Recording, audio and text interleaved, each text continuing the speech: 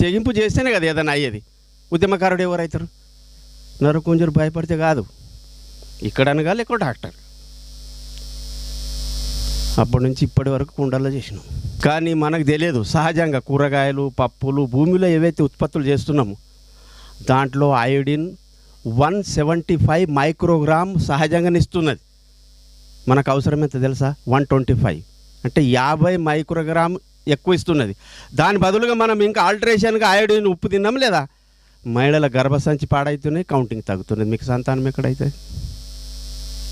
Iodine ఉప్పు తీసేయండి, సైంధవ లవణం వాడండి. పొటాషియం, సోడియం దొడ్డు ఉప్పులో 4% ఉన్నది.